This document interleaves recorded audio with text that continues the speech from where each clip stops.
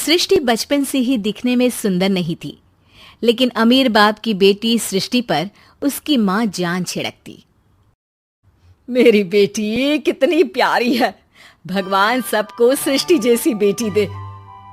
सृष्टि धीरे धीरे बड़ी होती है।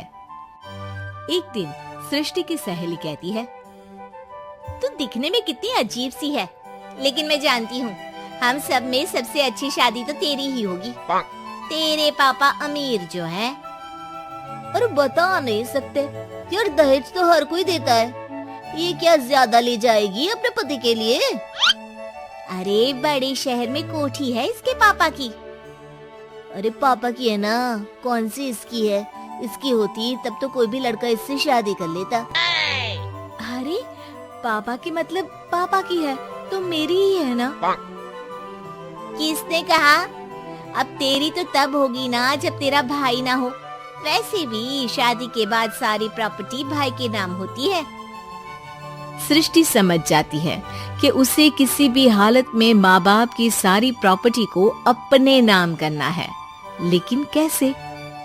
एक दिन सृष्टि का भाई शीनू कहता है, बहन क्या कर रही है?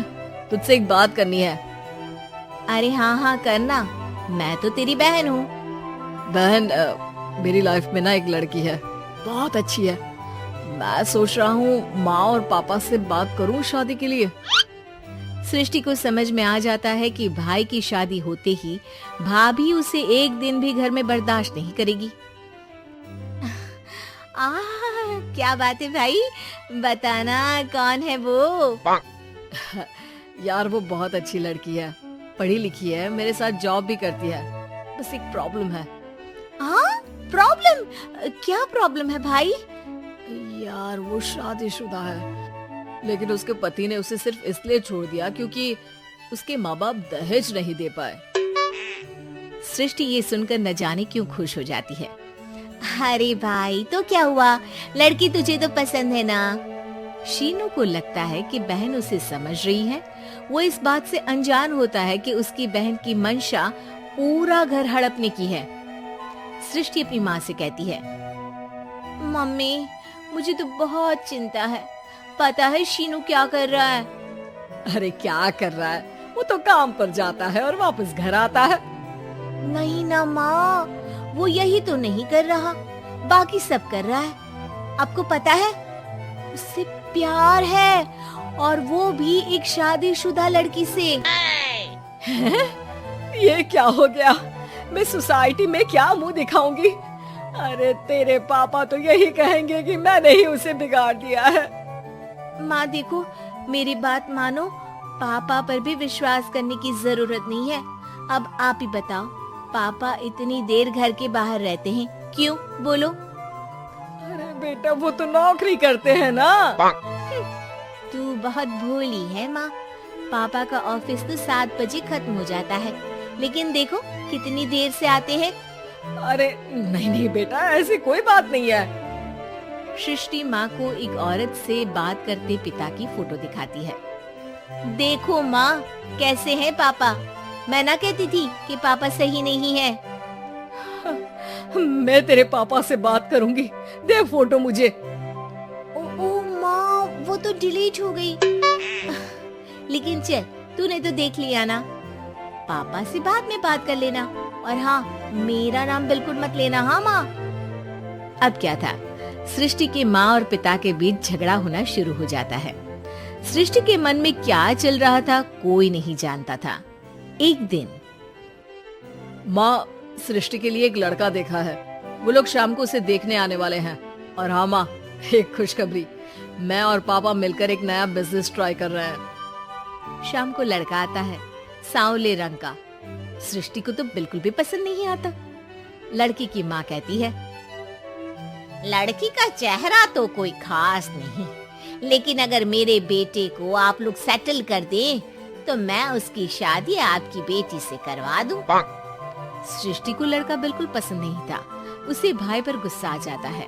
लड़के वालों के जाने के बाद कहती है, माँ देखा शीनू मेरे लिए कैसा लड़का लेकर आया, न दिखाने लायक न सुनने लायक, सेटल भी नहीं, वो भी हम करे। अरे माँ, मैं जानती हूँ ये मेरी शादी किसी भी घर में क्यों करवाना चाहता है। अरे कैसी बात कर रही है बहन, तूने तो देखा ना, लड़के को मैंने ही मना कर दिया तुझसे शादी के लिए। जिसने लड़का बताया था उसने उसकी बहुत तारीफ की थी। बात आई गई हो जाती है, लेकिन सृष्टि का मन शांत नहीं होता। क्या करूँ, कुछ समझ में नहीं आ रहा। मेरी शादी हो गई तो ये लोग पूरी प्रॉपर्टी शीनू के नाम कर देंगे। मेरे हाथ तो कुछ लगेगा ही नहीं। तभी सृष्टि को आइडिया आता है। वो किसी वकील को फोन करती है। जी देखिए, अगर आपके मम्मी पापा का तलाक हो जाता है तो आपके पिता की आधी प्रॉपर्टी आपकी माँ के नाम हो जाएगी, फिर उसे वो किसी को भी दे सकती है। सृष्टि अब माँ को बेटे के खिलाफ भरती है। माँ, शीनू पर नजर रखा करो। वो जिस लड़की के प्यार में है ना, वो शादीशुदा है। यहाँ आएगी, सारा पैसा, रुपया, जमीन, जायदाद सब हड़प लेगी। पापा का भी हाल तुमसे छुपा नहीं है। ऐसा ना हो कि मैं और आप एक दिन सड़क पर भीख मांगे। हे भगवान, मैं तो जीते जी मर जाऊंगी अगर ऐसा हो गया तो। ऐसा हो गया नहीं माँ, ऐसा ही होगा। अभी समय है, आगे का सोच लो। मैं तो कहती हूँ पापा से आधी प्रॉपर्टी लेकर अलग हो जाओ। पापा की आधी प्रॉपर्टी भी हम लोगों को अगर मिल जाती है ना, तो अगले 7 जन्म सफल समझो। बेचारी माँ बेटी के कहने पर पति से तलाक लेकर अलग हो जाती है। सृष्टि अब पैसों से गाड़ी और अपने दूसरे महंगे शौक पूरे करने लगी। उसके दोस्त भी उसके पैसे इस्तेमाल करते। सृष्टि, कल तुम कहाँ थी? मैं सारा दिन घर पर अकेली थी। तो मैं क्या करूं?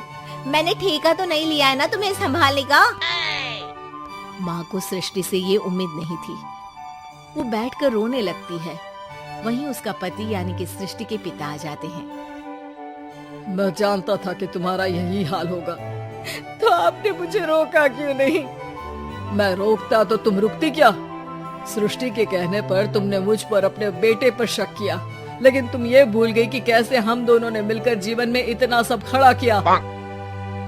माँ पति के गले लग जाती है। मुझे माफ कर दीजिए, मैंने आपकी कमाई का एक बड़ा हिस्सा गवा दिया। कोई बात नहीं, तुम साथ हो तो मैं ऐसी 7 प्रॉपर्टी खड़ी कर दूंगा। तभी वहाँ सृष्टि आ जाती है रोते हुए। माँ, मयंक ने मुझे छोड़ दिया। वो बोल रहा था जब तक मेरे पास पैसे थे तब तक ही वो मेरे साथ था। पापा, माँ, मुझे माफ कर दीजिए।